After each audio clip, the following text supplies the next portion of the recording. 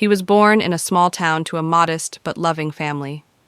His parents weren't rich, but they worked hard. His father a factory worker, his mother a school cleaner. They dreamed of a better future for their only son, and for a while, it looked like he was on the right path. He was quiet, polite, and always brought home good grades. Teachers praised his intelligence. He loved science, had a soft spot for animals, and once told his mother he wanted to become a veterinarian. In elementary school, he was the kind of student everyone thought would make it out of the neighborhood. He was respectful, helped others with their homework, and was always the first to raise his hand in class. But under the surface, cracks were beginning to form, cracks no one paid attention to. At home, things weren't perfect. His father had a drinking problem that got worse whenever money got tight.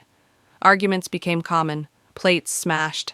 Sometimes he'd see his mom crying in the kitchen, trying to hide the bruises on her arms. The boy never talked about it, but the chaos at home slowly started to affect him. He stopped smiling as much. His drawings grew darker. Still, he showed up to school and did his best. By the time he reached middle school, his world had changed. The kids around him were changing too, some more violent, some more reckless, and he started hanging out with them. Not because he wanted to be bad, but because he wanted to belong. He was tired of feeling weak, tired of being the quiet kid who got pushed around. The first time he skipped school, it felt wrong, but exciting. The first time he shoplifted, his hands shook, but he liked the thrill. And the first time he threw a punch in a schoolyard fight, the respect he got from the other boys felt like power. The warning signs were there. His grades dropped. He stopped coming home on time. He started lying more. His teachers tried to reach out, but by then, he'd begun to view authority as the enemy. His mother pleaded with him to change, but he'd already started living a double life, student by day, street kid by night. He wasn't a monster, not yet. Deep down, he was still the boy who loved animals and dreamed of being someone. But the streets were loud, and his dreams had grown quiet.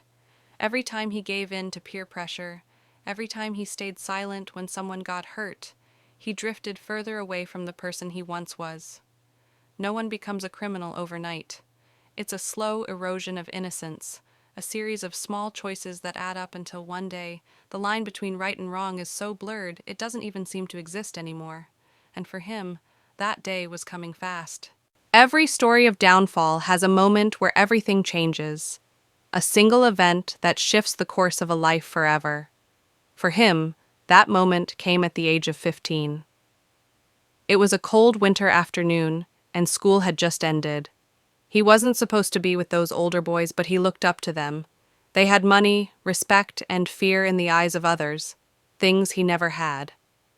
So when they told him they were going to handle some business, he didn't ask questions. He just followed. That business turned out to be a robbery, small-time stuff, just a corner store run by an old man who barely fought back. They gave him a job, stay near the door, be the lookout. He wasn't supposed to get involved. But when the cashier lunged for the alarm, panic took over. One of the older boys shouted, "Do something!" And without thinking, he stepped in. He grabbed a metal shelf and swung it. The sound of the old man's head hitting the floor still haunted him long after. That was his first crime. It wasn't planned, and it wasn't meant to go that far. But it did. The man survived, barely, but the damage was done. Security cameras caught everything. The police came the next day. He tried to act tough, pretended he didn't care, but inside, he was terrified. When they cuffed him in front of his classmates, the shame was unbearable. His mother cried when she saw him in the courtroom. His father didn't even show up. He was sentenced to juvenile detention for assault and robbery. It was supposed to be a wake-up call, a second chance even, but it felt more like a cage than a correction. Inside, he learned how the system really worked. He met kids who'd done worse, and some who didn't care if they ever got out. Instead of rehabilitation, he got indoctrinated. Fights were daily. You either toughened up or got chewed up, and he chose to toughen up.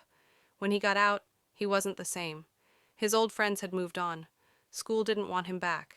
Employers laughed at his record. No one looked at him as a promising student anymore. He was labeled stained. And deep down, he started to believe that maybe this was all he was ever meant to be, a criminal. The streets welcomed him back.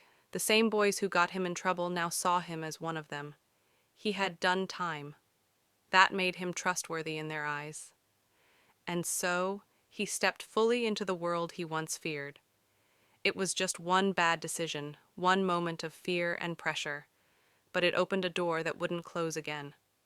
And the boy who once wanted to save animals was now learning how to survive as a predator. The classroom was gone. In its place stood a darker world where mercy was weakness and crime was currency.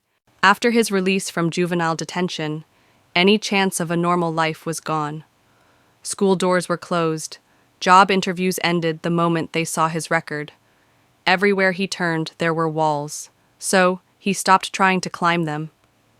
Instead, he walked the streets with his head high and heart cold. The streets weren't just familiar now, they were home. What started with petty theft evolved quickly. At first, it was small-time stuff, boosting phones, stealing bikes, breaking into parked cars. But those crimes were just training. He moved up fast, joining a local crew that was into bigger things, drug running, armed robbery, and collecting debts for dangerous people. He had a reputation now. The kid who once flinched at loud voices was now the one others feared. He didn't hesitate. When someone owed the crew money, he knocked on their door with a calm stare and a crowbar in hand. When a rival threatened his territory, he didn't argue, he made an example out of them. Violence, once unthinkable, became second nature. The police took notice. His name started appearing in reports, surveillance photos, witness statements, but they couldn't pin anything solid on him. He was smart, never left prints, never used his real name, and always had an alibi ready. Still, he had close calls. One night, after a botched robbery, he was chased through alleyways by cops with guns drawn. He escaped, but barely. And each time he dodged the law, it made him feel untouchable. The psychological shift was undeniable. The boy who once cried when he saw a wounded stray dog now laughed when someone begged for mercy. He had built walls around his emotions, locking out guilt and empathy. In his world, feelings were a weakness, so he buried them deep. Some say the turning point in his transformation was the night he was forced to choose, walk away from a fight or take a life. The victim was another criminal, someone who'd crossed the wrong people. He was told to handle it, and he did. No hesitation, no remorse. That night he didn't sleep, not because of guilt, but because he felt nothing, and that terrified him more than anything. He was no longer just a street kid. He was becoming a name whispered in fear, the kind of guy you called when things needed to get messy, the kind of guy cops kept files on. He didn't realize it then, but he wasn't climbing a ladder, he was digging a grave. And every crime, every act of violence, every cold-hearted decision brought him deeper into a life that offered only two exits, death or prison. His rise wasn't fueled by ambition. It was fueled by pain, rejection, and survival. And the more power he gained, the further he drifted from the boy who once believed in dreams. He wasn't pretending anymore. The mask had become his face. His freedom didn't last forever. After years of dodging the law, one violent home invasion finally caught up to him. This time, there were no technicalities, no clever escapes. He was arrested with enough evidence to bury him. The trial was swift, and the sentence even swifter, 25 years behind bars. Prison was supposed to be the end, a place where the system could finally control him. But it wasn't the end. For him, it was just another battlefield, and he had no intention of losing. From the moment he stepped inside, he understood the rules were different. This wasn't the streets. It was a jungle in steel and concrete. Respect wasn't earned with words. It was taken with fists, blood, and dominance. Weakness was a scent that predators could smell from across the yard. So, he made a decision on day one: survive at any cost. The transformation from criminal to dangerous prisoner began quickly.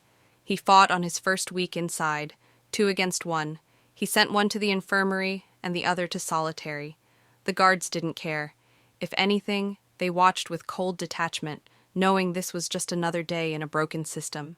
Soon, he caught the attention of one of the prison gangs. They liked what they saw: his brutality, his silence, his fearlessness.